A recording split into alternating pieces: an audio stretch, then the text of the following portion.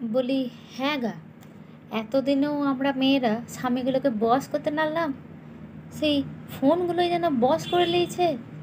সেই পায়খানা বাথরুমে যাচ্ছে, তবুও দেখছি ফোন নিয়ে, ফোনগুলোই যেন বশ করে নিয়েছে। এবারে স্বামীগুলোর তো খুবই আনন্দ বউ বাপের বাড়ি গেলে। আবার তুমি বাপের বাড়ি যাও, সেখানেও তোমার শান্তি নেই।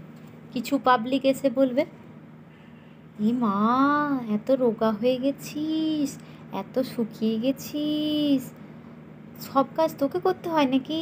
তোর শাশুড়ি নেই ঘরে, তোকে খুব কাজ করায়? তা বলি, নিজের সংসারের কাজ নিজে করব না তো অন্য কেউ করে দেবে? কাজের মেয়ে তো আছেই, কাজের মেয়ে তো আর সারাক্ষণ থাকবে না। হ্যাঁ, তো তোমাদের ঘরের কাজগুলো কি আমি গিয়ে করে আসি, না আমাদের ঘরে তোমরা এসে করে দাও? হ্যাঁ, এগুলো আবার কি কথা, কাজ করতে হয়? আবার কিছু পাবলিক এসে বলবে, খাস না নাকি ভালো মন্দ কিছু? এমনি তোর চেহারাটা হয়েছে কেনে, তো খাবো না কেনে? ভালো মন্দ খাবো না এটা আবার কেন? এখন এই ফিগার যে করে রেখেছি, এটা মেনটেন্স করতে হয়, বুঝলে? আমি যদি এখন কলেজ চলে যাই, কেউ ধরতেই পারবে না 2 বাচ্চার মা। মেনটেন্স করতে হয়। আর ভগবানকে পাই এমন মেয়ে পেয়েছি যে খেলে পরেও যদি খায়ও তবুও মোটা হব না। তাহলে এটা তো ভালো জিনিস, খাস না নাকি?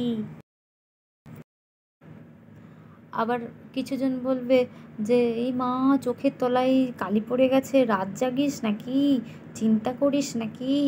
মানে আমাদের থেকে ওদেরই মানে বেশি একদম আমাদের কেয়ার নেয় আর কি, আমাদের, বুঝতে পারলে? তো তো কাজের শেষে, পড়ানোর পরে ছেলের সব কাজের শেষে রাত জাগি তো, কোনো কোনো দিন তো রাত জাগি।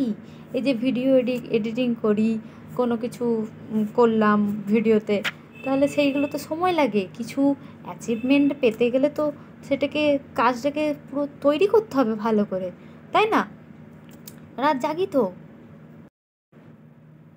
মানুষকে হাসাবার ট্যালেন্ট বা কতজনের থাকে, হ্যাঁ? নিজেই হাসতে পারে না তো মানুষকে কি হাসাবে? তো সেটা তো চেষ্টা করি আমি, নাকি? তো যাই হোক, ওটা তো আমার ভালো লাগে। তো সব ঘরে তোমাদের কাজ নেই, ঘরে কাজকর্ম তোমাদের নেই, কে কী করছে না করছে দেখার কী দরকার? তুমি কী করছো সেটা দেখো না। হ্যাঁ, অত কে কী করছে দেখে কী লাভ?